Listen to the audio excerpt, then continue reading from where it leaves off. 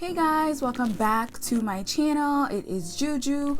Welcome to Juju Journey. If you are new here, welcome. I am glad you decided to stop by. And if you are not new here, I thank you guys so much for coming back and watching another one of my videos. Today's video, y'all, I know I'm usually on here to talk about this hair on my head, but not today. Today it will not be about the hair on my head. It will be about my very old apartment that I've decided to update. Well, I feel like I had no choice. If it was gonna look the way I wanted it to look, I had no choice but to give it a renter-friendly apartment update. Little backstory before we get into this video. I am sure you guys clicked on this video because it says renter-friendly apartment update. You can go ahead and skip about 2 to 3 minutes and you will arrive at the beginning of the changes. Basically, my apartment, I got it during like the height of COVID when people were not being kicked out of their apartment.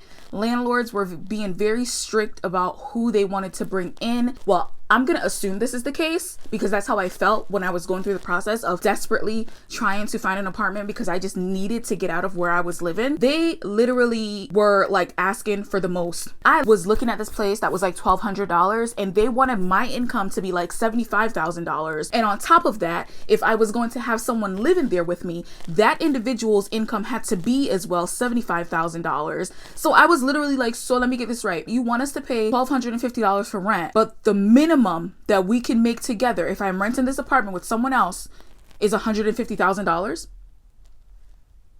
Why wouldn't I just go buy a house? Like, like some of the requirements that I was getting back, I was like, this is ridiculous. I had another place that I called. The guy, he was telling me about everything that was wrong with the place. In my head, I was like, so you don't want me to come up here? And on top of that, the moment I started looking, my job at the time, well, I still work there now, everything's back to normal, but basically my job to keep all employees on board and not like have to fire anyone, like a lot of people got let go because businesses were not running to their fullest capacity during the height of the pandemic. My company decided to cut us all across the board just so that they didn't have to let anyone go, and then they gave us back our salary. I was putting my regular salary on the paper because it is my full year salary, but they were looking at my checks and they were like, it's not mathing. It's not making sense. This is not what are you saying, ma'am? This is not making sense to me. So then my paycheck was coming into question. I even had the HR department write up a note telling them like, this is her salary. It is currently dealing with a, percentage cut. They just weren't not trying to hear it. They were not trying to hear it. It doesn't matter that the letter came over through like password protected. Obviously that's my salary. My company was just like who are we giving this information to? So it was like a whole mess. Finally, this little old lady took pity on me and she was like, you know what? I believe you. I'm gonna rent you this apartment. But I'm not gonna lie to you guys. It was not really up to my standards, but I was desperate. I was desperate. Like I was like, I need somewhere to live. Like I don't have a choice. Like I cannot stay where I was staying. I hated it. It was making me depressed. It was putting me in a headspace that I didn't want to be in, and I felt like I needed to get out. It was bad enough that during the COVID virus I was working from home. Everyone was living on top of each other. I was just like, I need out. So I took this apartment, I looked at it and I was like, you know what? There's things that I could do to make it even better. So when I signed the lease on this place, I didn't move in for like a week and a half because I wanted to fix the kitchen as well as the bathroom because those two spots were my least favorite places in the apartment. The bedroom was fine, the living room was fine, the laundry room was fine. It was just the kitchen. The kitchen, I was just like, it just looks so, you guys will see in the next few clips, the kitchen was just like the colors and then the light bulbs. It was just like everything just made it look like old. So that was one of the reasons I was just like, that's the heart of the home. That's where I'm gonna be all the time. Like I need to get it looking a certain way. So that's what I did. I basically signed my lease and did not move in for a week and a half. And I just stopped by every day after work and just fixed the apartment a little bit. Yes, I did this all by myself. I had no help. I just did it all on my own because like when I get determined to do something and I put my mind to something, like Vision. So guys, it's a year later. I moved in 2020. It is now 2021, the end of the year. December will make a year later that I've been living here. These changes are still in place. I just thought it was time for me to really just like stop holding on to the footage. A little bit of it was just like, I was like, oh my God, do I want to show the world like what I did? And then I'm like, hell yeah, I'm proud of this. I'm proud of this. Sometimes I literally sit in my kitchen and I'm just like, yeah, girl, didn't look like this when you got here. Anyways, I can ramble a lot. I can talk a lot. So why don't you guys go ahead and get started?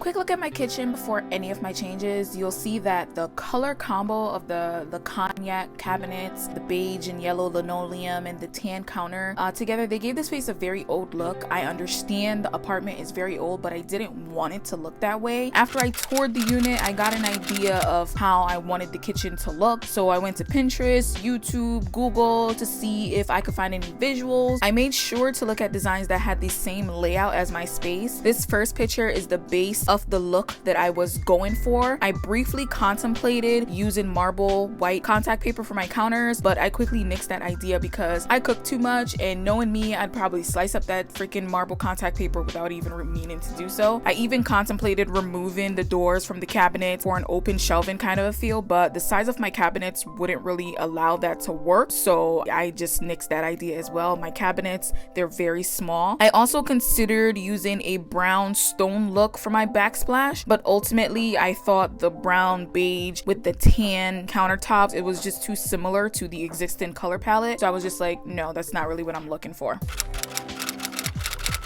Finding contact paper for the cabinets was actually very easy. I went to Amazon and ordered 3 different types to begin with, but the first color, also the most expensive one, was the one that I liked the most. I saw another YouTuber use this on her renter-friendly update and decided to give it a try. It was the thickest, it felt like it would be the most durable, and the wood grain look of it was the most noticeable and most realistic looking. I also ordered a smoothing toolkit because with all of the peeling and sticking that I was about to do on my credit card was not gonna be a smoother option. I was just like, no, get the kit, you're gonna need it. The backsplash paper was not as easy to find. It took a bit of research because some of the options that I was seeing, they peeled off existing paint when it was time to remove it. I also wanted subway towels, and some of the options that I was seeing, it just looked weird. It didn't really look very realistic enough for me. Eventually I came across this subway towel from the Target brand Threshold. It looked beautiful in the pictures I saw. I saw one other YouTuber use it and it looked beautiful, so I was like, okay, let's go with that. I was not sold when I started, you guys. I really was not. I was putting the first piece on and I actually stopped what I was doing to see what it looked like, because as I was putting it on, I was like, no. My unfiltered opinion of that moment, it was like it looked cheap, and I was like instantly thinking the entire project would make the kitchen look cheap. But I kept going because I had already watched so many renter-friendly apartment videos, and I was like, if they can do it, you can do it. You guys can see in the corner, I started the cabinets with the contact paper just to ease my mind that the look that I was aiming for would work.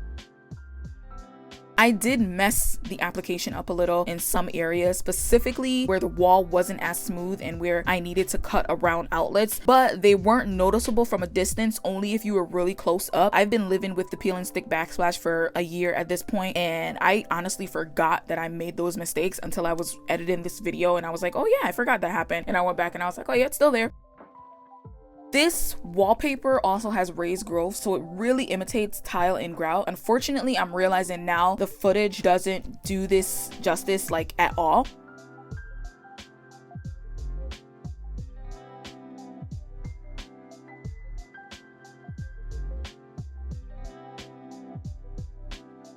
Also, I mentioned I bought 3 different brands of contact paper for the cabinets. For the areas that wouldn't be very noticeable, that's where I used those rolls.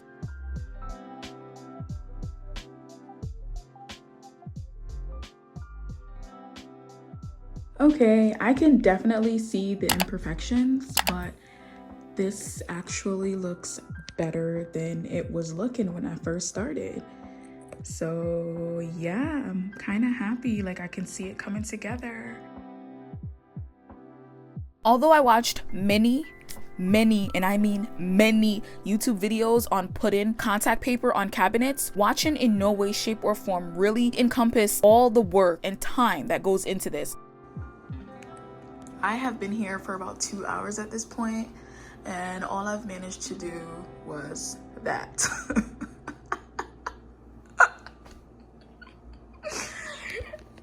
I also messed up the bathroom ceiling, but I'm trying not to have anxiety about that because y'all, I don't want to have to call the landlord. I really don't. The cabinets look different in design because I used the poster board method to redesign. I cut the poster board, so for each cabinet it covered the indentation in the cabinet. For one, it made the process way easier, and two, it gave the cabinets a more modern look.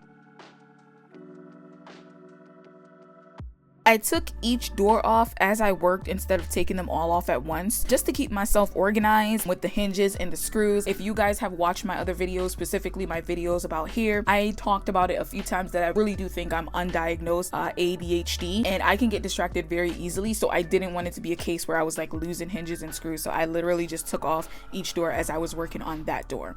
For the bigger cabinet doors, it did look a little bit droopy for the contact paper and poster board. It also sounded very hollow.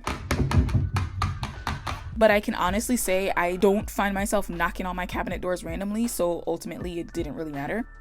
I contemplated adding handles, but since I did not tell my landlord the changes that I was making, I thought it best not to do anything too permanent by drilling holes in her cabinet doors. So that is why you guys don't see any cabinet handles on these cabinets, because they were never there when I got here. So this is how it looked when I finished. Comment below, tell me what you think.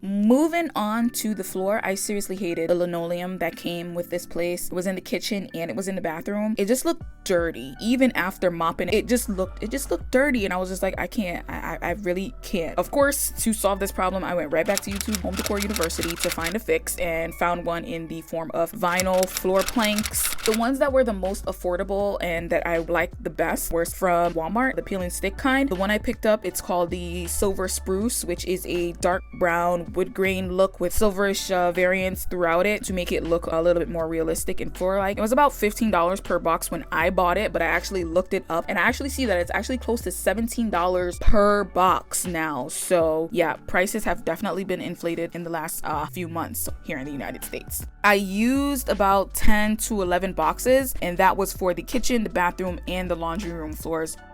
I did stagger the look, and I laid out the flooring across the entire area before I began to do the peel and stick. The floor was much easier and much quicker than the cabinets. It took a few hours in one day, and before applying any of the peel and stick, I mopped the floor with the greaser, and that was in addition to having already mopped it 2 to 3 times already. I didn't use additional adhesive, and I didn't use any kind of protectant under, so I am sure I will have a lot of adhesive and goop to remove when it is time for me to leave. I am not looking forward to it. I'm actually kind of hoping one day my landlord stops by and she likes it enough to tell me, do not remove it when I leave. I also decided to wrap the exhaust fan. When I originally did this kitchen makeover a year ago, I decided to do it in a silver. However, I did not like the way it was looking, and I did not like the way it came out. So when I went to go edit this video, I ordered some matte black contact paper and put it over the exhaust fan. It was not easy. The reason I decided to go with the black is because it hid all the imperfections from the cuts corners with the exhaust fan. The matte black paper, it kind of hid where those cuts were, versus the silver, you really saw that. And plus the paper was very cheap. It was like $7. So I recently just did it. Like I literally completed it like a few days ago because I knew that I had to record the last footage of the kitchen to show you guys. And finally, guys, we've reached the portion of the video where I show you how the kitchen is looking as of yesterday. So you guys are seeing this as it really is, and I'm gonna shut up now so you guys can watch the video.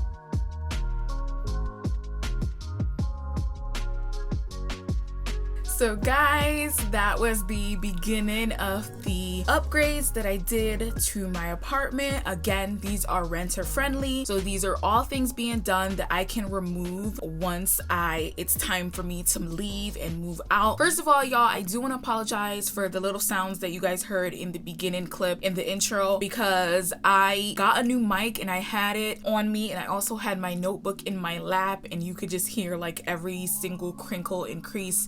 It picked up on it. Good for me because the mic is great. Bad for you because it was disturbing the video. Unfortunately, that intro was hella long. I was like, I'm not re-recording this. I'm just I was like, I don't even remember half of what I said. I'm not gonna re-record this. So let's pray that, you know, it doesn't disturb you too much in the beginning. But I just want to thank you guys for watching the video. Again, that is the beginning. This is probably going to be a 4 to 5 part series of my renter-friendly apartment updates. I really hope you guys liked it. If you want to see what is to come, or you want to see the ending, how it all turned out after seeing how the apartment was looking, go ahead and hit that subscribe button as well as that notification bell so you are aware every time a new video comes out in the series, and you can just, you know, click on, watch it, support your girl. I want you guys to give the video a thumbs up if you liked it as well. And until next time, thank you for watching. Bye.